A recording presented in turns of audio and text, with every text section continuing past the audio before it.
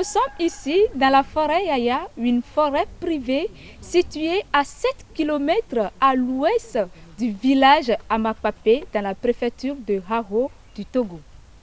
Et on va parcourir, découvrir la biodiversité de cette forêt. Dans ce numéro spécial de l'émission Écologie et Conscience, on va parler de beaucoup de choses et surtout on va parler de la biodiversité, l'état actuel de la biodiversité du Togo avec Dr Gabriel Signagbeto, enseignant-chercheur à l'université de Lomé, expert en biodiversité.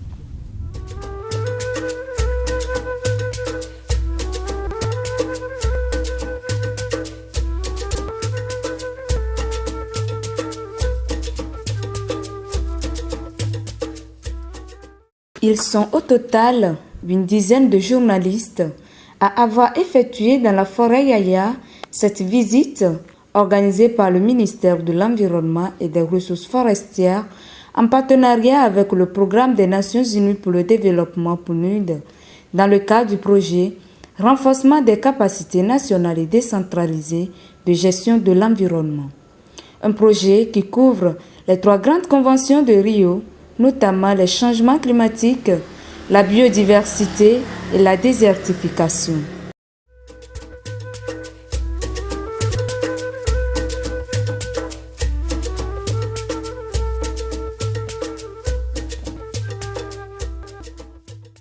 D'une initiative privée, la forêt Yaya, ce trésor bien planté dans le village d'Amakpapé, sur une superficie d'environ 200 hectares, regorge toute une diversité biologique.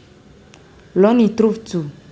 Des différentes espèces de plantes, d'arbres, d'herbes, des espèces introduites, des étangs piscicoles, des barrages d'irrigation, des cultures maraîchères.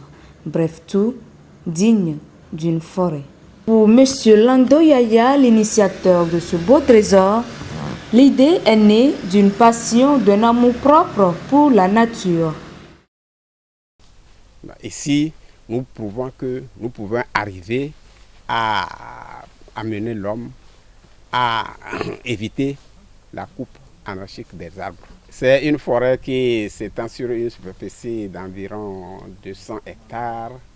Et forêt dans laquelle on peut trouver 4 étangs piscicoles et presque 50 ruches d'abeilles et des poivriers, et les cultures maraîchères, l'élevage de la coude et encore beaucoup d'autres choses.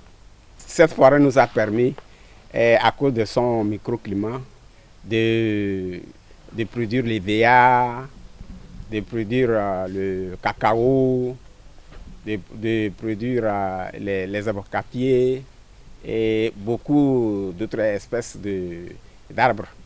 Nous sommes même en train de faire des essais des oliviers, des grenadiers, ainsi de suite. Et nous avons remarqué que grâce à son microclimat, nous pouvons planter n'importe quel arbre. Le temps que vous voyez là, c'est un étang d'environ 300 mètres carrés qui comporte au moins 3000 alevins, presque en maturité actuellement. L'impact socio-économique de cette forêt dans le milieu, selon ce dernier, est grand. Les avantages d'une forêt dépassent l'entendement de l'homme. Nos recettes ici arrivent à couvrir le salaire des employés. Si bien que tout le monde est content à la fin de chaque mois. Et en permanence, nous pouvons trouver sur place 20 employés qui sont utilisés et qui gagnent sans problème. Au village, il y en a qui ont même commencé à essayer comme nous. Et au bord du Huaho, par exemple, en ville, il y a M. Kao qui a même commencé à mettre les arbres et qui est vraiment sévère pour le feu de brousse, comme nous. Et chaque fois, il fait les pare-feux pour garder ces arbres. Actuellement, couper un arbre à Amakpapé vraiment est un problème, hein? Ils viennent, quand ils viennent voir ça, ils veulent avoir ça tout de suite. Je leur dis que non, ce n'est pas possible. Il faudra aller par étapes. Si vraiment vous êtes conscient et que vous voulez avoir quelque chose comme moi, allez par étapes. Mais soyez sévère comme vous le faites. Et contre la coupe d'arbres. Voilà, à peu près. Donc il y a l'impact. Puisque, bon, il y en a qui viennent de temps en temps travailler ici comme journaliers. Ils viennent et gagnent le pâte. Et en partant, ils disent, moi, je vais faire la même chose, comme M. Yaya. J'ai eu la chance aussi de sillonner notre pays avec la caravane de l'environnement, de Lomé jusqu'à Dapango, où on m'a permis de sensibiliser les jeunes, de parler de ma forêt aux jeunes. Vraiment, je les encourage. Et je suis ouvert. Mes portes sont ouvertes à tout le monde, surtout à tous les jeunes. Et ma petite bibliothèque, sincèrement, je ne voudrais pas repartir avec. Je voudrais laisser à tout le monde, à tous les jeunes surtout, ma petite bibliothèque. Nos visiteurs, amis professionnels de médias, devant l'impressionnante découverte des ressources naturelles de la forêt Yaya, n'ont pas caché leur intérêt et sentiments. Ce que j'ai découvert, ce que j'ai visité, me dit qu'il y a encore des gens qui croient au développement durable. Et ça me rappelle un peu l'initiative communautaire qu'avait prise une communauté dans la préfecture de l'Avé, qui est une forêt communautaire qui s'appelle la forêt d'Andopomé, c'est le nom du village. Et voilà, il y a toute une diversité de préservation de la nature. Et je crois que, comme nous avons l'habitude de le dire, aujourd'hui, il faut prendre conscience que la nature, si on ne la préserve pas, nous risquons de disparaître et avec. C'est pour ça, moi, en tant que chargé de la communication au sein du bureau du PNUD au Togo, j'encourage cette initiative d'amener sur le terrain les journalistes qui sont le relais de la communication vers la population, à faire en sorte que de telles initiatives soient connues et répliquées un peu partout. Parce qu'à travers la sensibilisation, les populations pourront adopter de nouveaux comportements, ne plus couper des arbres, préserver des arbres pour préserver notre planète. Le Togo, toujours bon élève, a signé et ratifié la Convention de Rio sur la biodiversité. Mais aujourd'hui, où en est-il dans la pratique? Dans quel état se trouve réellement la biodiversité togolaise? Dans cet entretien, Dr Gabriel Segnagbeto nous éclaire. Comment se porte la biodiversité dans son ensemble au Togo, docteur? Parlons de l'état actuel de la biodiversité au Togo. D'abord, s'il faut parler de l'état de la biodiversité, d'abord, il faut connaître d'abord la biodiversité avant de parler de son état. Ouais. Ce qui veut dire que nous sommes au Togo, pour le moment, en train de faire l'inventaire de la biodiversité. C'est-à-dire qu'on ne connaît pas encore la diversité du vivant qui se trouve sur le territoire togolais. Le dernier rapport national sur la biodiversité que nous avons écrit en 2014, c'est-à-dire l'année passée, nous disait qu'il y avait 4000, je ne sais plus tellement les chiffres devant moi, mais je pense qu'on est à plus de 4500 espèces d'animaux et pratiquement les mêmes chiffres aussi pour les végétaux. Mais quel est l'état de la biodiversité? C'est-à-dire que je dirais qu'on ne connaît pas encore la biodiversité du Togo, mais on se rend compte qu'il y a une disparition de cette diversité du vivant.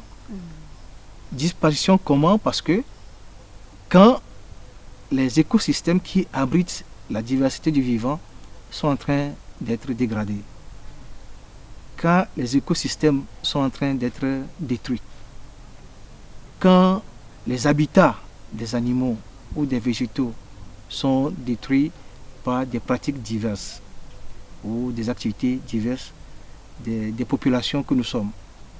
Là, on n'a pas le temps de faire l'inventaire dans ces milieux. Et tout ce qui existait dans ce milieu sont partis sans qu'on le connaisse réellement. C'est-à-dire, si on ne fait pas cet inventaire avant que les choses ne disparaissent, je suis sûr qu'on ne connaîtra jamais la biodiversité du Togo.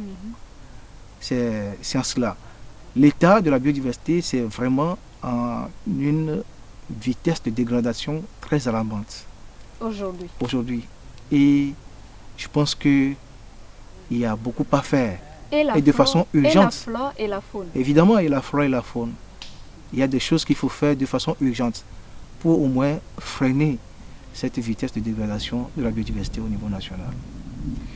Et justement, sur cette question, docteur, y a-t-il vraiment au Togo des efforts pour la conservation de la biodiversité? Oui, je répondrai à cette question de deux manières. La première, oui, il y a des efforts. Si nous considérons que le Togo a ratifié la Convention sur la conservation de la biodiversité, le Togo a mis en place des outils qui sont des outils juridiques et politiques. S'il y a des institutions qui sont mises en place pour la conservation de la biodiversité, oui, on peut dire qu'il y a des efforts. Mais dans la réalité, sur le terrain, qu'est-ce qui se fait de façon concrète? C'est là c'est-à-dire les deux faces de ce que nous pouvons parler aujourd'hui de l'effort. Puisque si tous ces mécanismes sont mis en place, tous ces outils sont mis en place, normalement sur le terrain, on doit avoir une amélioration de la biodiversité, de la conservation de la biodiversité. Mais ce n'est pas le cas. Puisque quand nous prenons en compte d'abord, je vais d'abord parler des zones où on pouvait avoir de la biodiversité, c'est-à-dire, je vais parler des aires protégées, c'est-à-dire des aires protégées, c'est-à-dire des parcs nationaux, des réserves de faune, des réserves de chasse, ou des forêts classées, ou des forêts sacrées. Ce sont là des poches de conservation de la biodiversité. Même tous ces dispositifs aujourd'hui, qui sont des infrastructures naturelles, sont dégradés. Quand nous prenons par exemple la forêt de l'Outikiran, où il y avait des éléphants, des buffles, et des lions, des léopards, il y avait des forêts galeries, il y avait des forêts claires, il y avait des savanes. Tout est aujourd'hui devenu des champs ou des habitations humaines. Oui, nous avons l'impératif de répondre aux besoins des populations locales, mais nous avons aussi également des engagements vis-à-vis des partenaires et vis-à-vis nous-mêmes de notre population, parce que la biodiversité participe au soutien de la vie, au soutien des conditions de la vie des populations dans ce milieu-là. La forêt n'a pas été créée pour la beauté de la nature seulement, non. La forêt a un rôle fondamental dans le développement des communautés. C'est ça. Partant de Outikiran, il y a par exemple d'autres écosystèmes forestiers qui sont très dégradés. Quand vous allez dans les montagnes de Palimé, dans les montagnes d'Agou, tout est dégradé, il n'y a que des flancs qui sont restés. Il paraît que Palimé n'est plus. Oui, ce n'est plus. Mais ce n'est pas moi qui le dis. Moi, je suis un spécialiste. Mais tous ceux qui connaissaient Palimé il y a 20 ans de cela, quand ils vont arriver aujourd'hui, ils peuvent pleurer. Hein. Vous regardez le mont Agou, tout est dégradé. Vous regardez la forêt de Missaoué, tout est parti. Quand vous regardez la montagne qui va de la zone de Pelé, d'Ani, tout est parti. Il n'y a que des forêts dénudées, des flancs dénudés qu'on voit. On ne voit plus de forêt. Tout est parti. Donc voilà à peu près ce que je pourrais dire sur l'état de la biodiversité. Tout est dégradé.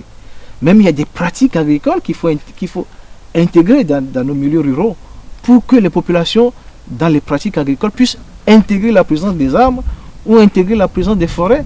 Tout est fait comme si... je ne sais pas si les arbres sont devenus nos ennemis, je ne sais pas. Avec tout ce que vous venez d'expliquer, on voit que la question de la conservation de la biodiversité au Togo est vraiment est cruciale. Il faut vraiment que des actions se mènent là-dessus. Et justement sur ce point, et quelles doivent être les bonnes pratiques en matière de la conservation de la biodiversité par rapport à la Convention des Nations Unies sur la biodiversité? Oui, en fait, la philosophie de la conservation, c'est quoi?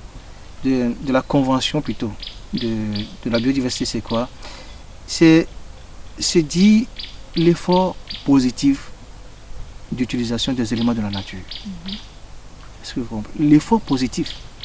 C'est-à-dire, la biodiversité, c'est les éléments qui soutiennent la vie. Nous dépendons entièrement des éléments de la biodiversité. Étant donné que nous dépendons de ça, il faudrait qu'on fasse un effort dans l'utilisation des éléments de la biodiversité à ce qu'il y ait une préservation pour la génération actuelle que nous sommes et la génération future. C'est-à-dire, si je dois aller un peu plus dans les thèmes beaucoup plus scientifiques, il y avait eu des crises d'extinction de la biodiversité auparavant. Mais les mêmes crises, nous sommes en train de les vivre aujourd'hui à travers les phénomènes de changement climatique et la désertification. Les bonnes pratiques que je voudrais peut-être soulever ici, c'est l'exemple palpable de la forêt de Yaya. L'exemple que nous sommes en train de voir ici. C'est-à-dire, M. Yaya, dans les années 80, avait acheté 200 hectares d'une zone qui était une zone peut-être agricole, une zone qui n'était pas totalement dégradée. Et il a pu préserver le milieu et même à augmenter l'écosystème forestier. Mais dans cet écosystème, M. Yaya, il vit, il fait fonctionner plus de 20 personnes qui ont leur famille et qui répondent aux besoins des populations dans le milieu tout en préservant le milieu. C'est ça, les bonnes pratiques qu'il faut soulever. Mais ce que je pourrais dire, si cette initiative ne pourrait pas être répétée, par exemple dans les communes rurales qui éventuellement vont être mises en place dans le cadre de la décentralisation, il faudrait qu'il y ait une planification du terroir villageois ou communal, de manière à ce que des espaces naturels soient préservés pour permettre à la biodiversité du milieu d'être préservée non seulement, mais d'être éventuellement améliorée.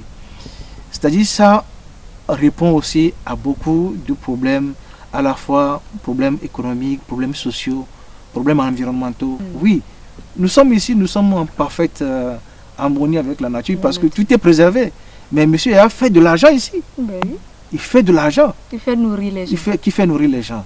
Donc voilà les bonnes pratiques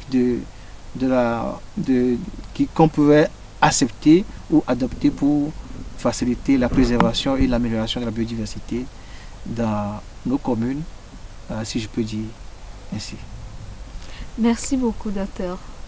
Merci d'avoir accepté notre invitation. Merci à vous. C'est un grand plaisir pour moi d'être à vos côtés pour visiter la forêt de Yaya et aussi pour parler de la biodiversité, de l'état de la biodiversité et des pratiques qui visent à la conservation de la biodiversité. Merci beaucoup. Merci à vous.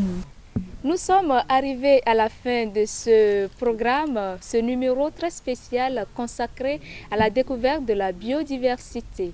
Et comme vous le savez, ou bien comme vous pouvez le voir, nous avons visité la forêt Yaya, située à Amakpapé, dans la préfecture de Haro du Togo. Et ce numéro spécial, cette émission, ce numéro spécial, vous est offert dans le cadre du projet Renforcement des capacités nationales et décentralisées de la gestion de l'environnement. Un programme, un projet piloté par le ministère de l'Environnement et des Ressources forestières.